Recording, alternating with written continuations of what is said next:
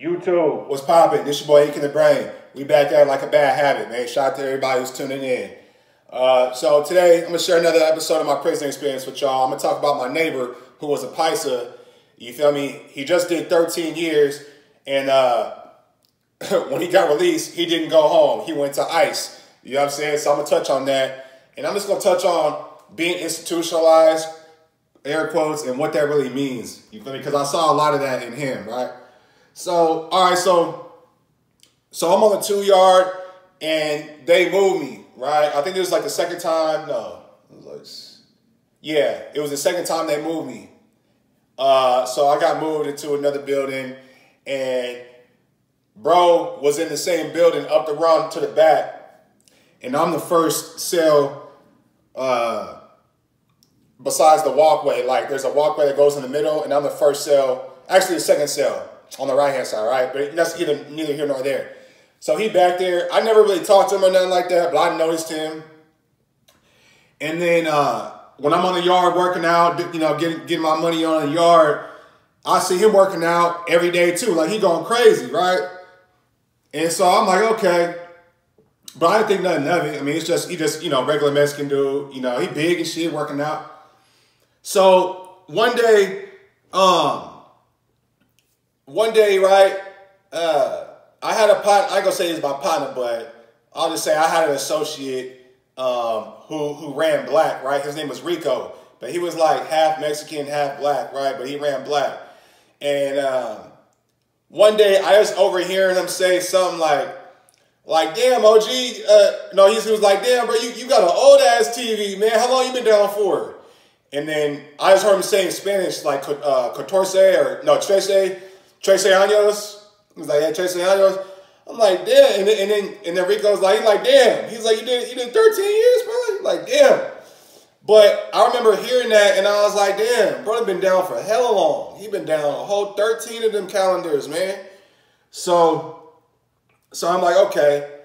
So then fast forward, maybe about two to 3 months later, they moved me into another run, right? They moved me into another run because I was getting moved around like too much on this damn 2-yard. And then, so yeah, they moved me into another run, and then they actually moved him right next to me, right to the cell next to me on my left-hand side, right? So I'm like, oh, okay, bro, my neighbor. But I still didn't talk to him. Honestly, he didn't speak no English. You feel me? He was a paisa, and basically a paisa is a Mexican-born Mexican. You know what I'm saying? Like, born in Mexico, you speak Spanish, and then you come to the United States. That's a paisa. Whereas a Chicano is an American-born Mexican. So that's the difference. That's the difference between a paisa and a Chicano, just for reference, right? So I'm peeping his repertoire and how he's doing his time, right, and how he's moving. He's real diligent, and just his movements is like he's just programming. And what I mean by that is he would always clean his cell. Like, this dude he would clean his cell, no bullshit, probably like at least 3 to 4 times a day. He always wiping stuff down. He always sweeping. He always mopping his floor. He doing all this shit, right? And that's a habit of somebody that's did a lot of time because, like, I'm just going to be honest with you. Somebody doing short time like me, you just do it 2 years, I don't care about my cell. I really don't. It's already dirty, rusty, corroded, nasty anyway. So yeah, I'm gonna sweep my floor and I'll wipe off my stuff with a chemical cleaner every here and there, but I'm not full-fledged routinely cleaning my cell 3 times a day. I don't give a fuck about my cell like that. Like I said, it's already dirty. You know what I mean? And in my mind, this ain't my house. My house is where I'm at right now. So fuck this cell. I don't care if it's dirty. I'm just keeping it down with y'all. But bro, you know what I mean? He always cleaning and shit. And the way that, like, how he would make his food, it was just real like robotic movements. And you could just tell he's been doing the same thing over and over and over and over for year after year after year after year. You know what I mean? And so I'm like, damn. But bro, he moving real proper though. You know what I'm saying? Just from the outside looking in, moving real proper. He working out. He's staying to himself. He only talked to like a couple of people in the yard. You feel me? And he was a cool dude. Oh, that's what happened. So the reason why they moved me into that run was because they all the kitchen workers that they hired was going to go in that run. So that's why we moved to that run, and he was going to be a kitchen worker. So I started working the kitchen, and I see him in there. So I'm like, okay. And bro, cool. You feel me? On a side note, when we in the kitchen, one of the perks of working in the kitchen is you could actually have access to real food. You can get chicken in there. You can get like ham. You can get leftover turkey if it's like a Thanksgiving time of the season. You feel what I'm saying? You have access to pizza. You know what I mean? It's still prison food, but it's decent food. And you want your hands on it if you can eat it for free. So when I'm working in the kitchen with bro, we busting down. You feel me? He making us like tacos and like I remember one day we had some leftover roast beef and we made roast beef tacos with like cheese and like peppers and onions. We was able to get our hands on some peppers and onions, and he made it with some refried beans. Man, I remember eating that shit, y'all. I was eating that, and it was like the first meal I've ever had in my life. It was so good. It was so good. I remember just being on cloud nine eating that because your senses are so toned down in prison. So having a taste of real food, like real roast beef and all that, man, it was so good. I'll never forget that day. But boom, all right.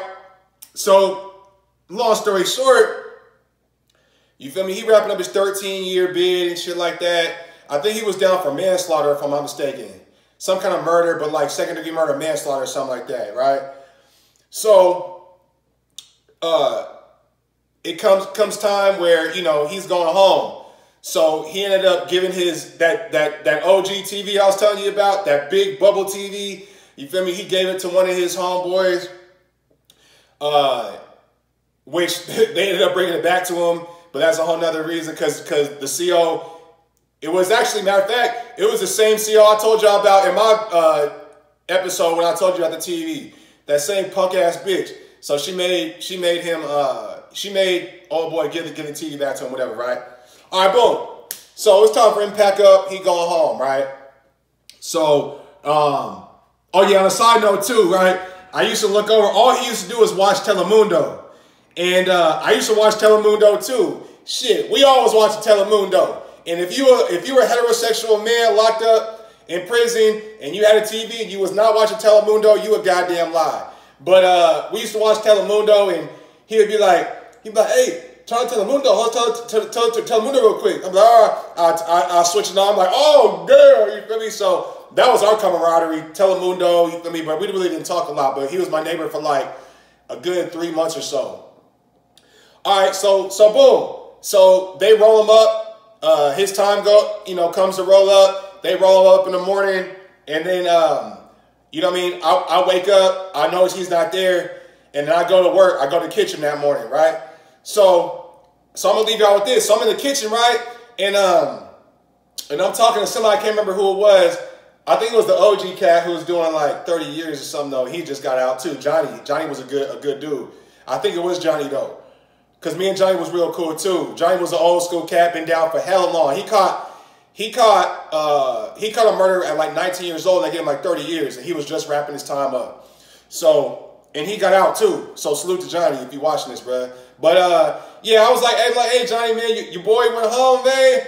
I'm like, man, your boy done wrapped up a 13-year bid, man. He went home, huh? He was like, yeah, he going home, but not really though. I'm like, what you mean?